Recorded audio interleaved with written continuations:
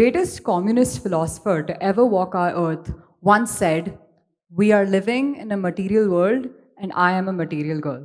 Oh, no, wait, that's Madonna. That's what you get when you ask an artificial intelligence to write your speech for you. No, but really, I am a material girl. Because of the structure of our society and economy, so are all of you. And when it comes to clothes, some of that is because of social media. Shorter trend cycles that make people buy more clothes and use them less. But I'd like to believe that people are drawn to fashion for more than just that. Think about drag queens who use fashion as a means of creative self expression, in the process, questioning traditional gender roles. Think about all the ethnic and social groups to whom these clothes have specific contexts that help them connect with their heritage and feel more comfortable in their own identity. And as any survivor of sexual assault will tell you, our society can place a lot of importance in the clothes that we're wearing, even when it's something that shouldn't matter a lot. And I felt that too. Growing up as a teenager who's often been in classrooms where I'm one of the few girls, it's easy to get imposter syndrome, forget that you belong there. But one of the things that helps me get through it is my clothes. They make me feel comfortable and confident in my own identity, bringing femininity to places that might not traditionally welcome it. And yes, the pink heels that I bought are probably from the sweatshop of a Bangladeshi worker's factory, and they fuel a system of exploitation that's older than colonialism. But they're so pink. And even if none of that was true, even if fashion had never done anything for social change, even if I wasn't an Elle Woods wannabe, fashion is still art that you can wear on your body. Who wouldn't want that? Everyone who witnessed the collapse of Rana Plaza, for starters. 10 years ago, on 24th April 2013, the roof of a garment workers' factory in Bangladesh collapsed, killing over 1,100 workers and injuring more than 2,500.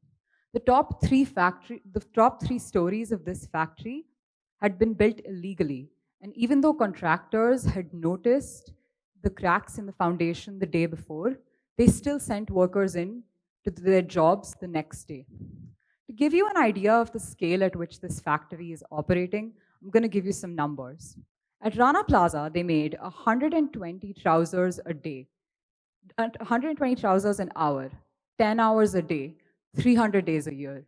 That's 360,000 trousers every year. I have been speaking for about 3.5 minutes. In that time, a worker at a factory like Rana Plaza in Bangladesh has earned about 7 rupees. Meanwhile, all of the UK retailers selling clothes made at places like these have earned about 25 million rupees in revenue. And another way to gauge how much cheaper clothes have gotten is to see what proportion of income we spend on them. In 1900, an average American household spent about 15% of its income on clothes. But by 2010, this had fallen all the way to 2.8%, in spite of the fact that the household would be buying a far greater quantity of clothes in 2010 than in 1900. But all of that was 10 years ago. Surely things have changed by now. Sadly, they haven't. Even today, 93% of garment workers are not paid a living wage.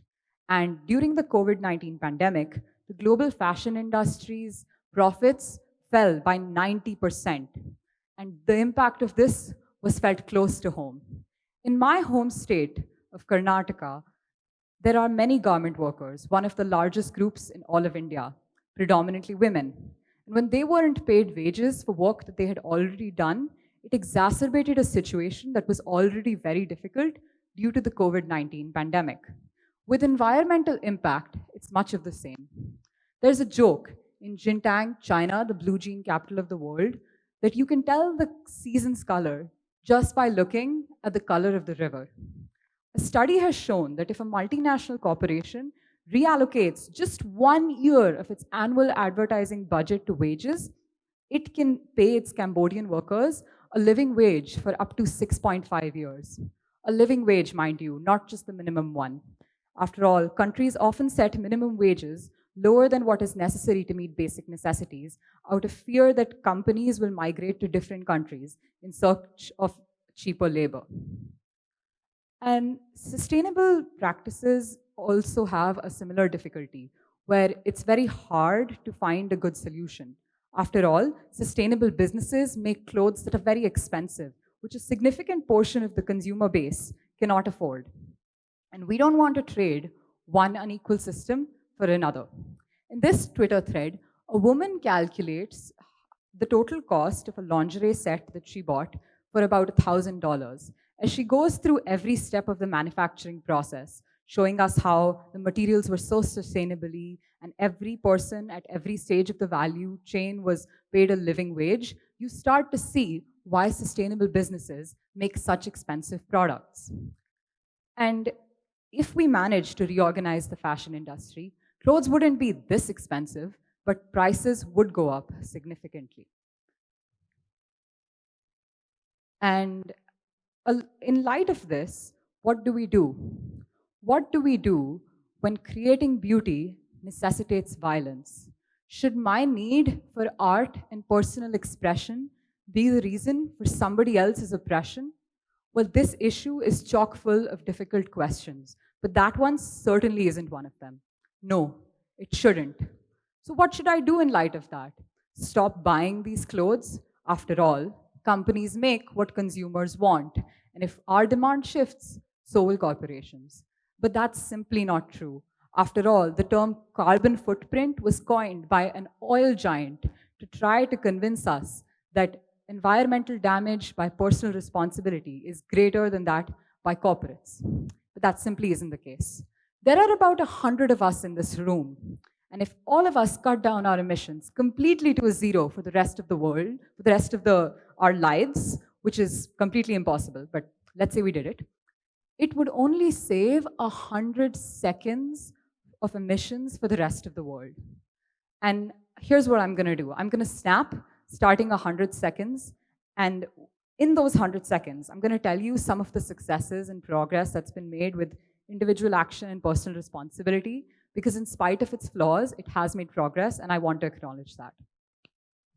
The first example is from Europe, where fiber-to-fiber recycling has reached about 18 to 26% of gross textile waste.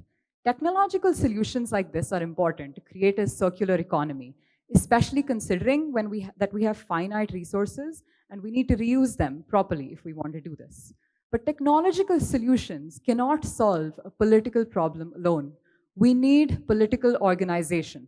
An example of this is a cooperative in Chicago run by the very immigrant women that the rest of the industry exploits.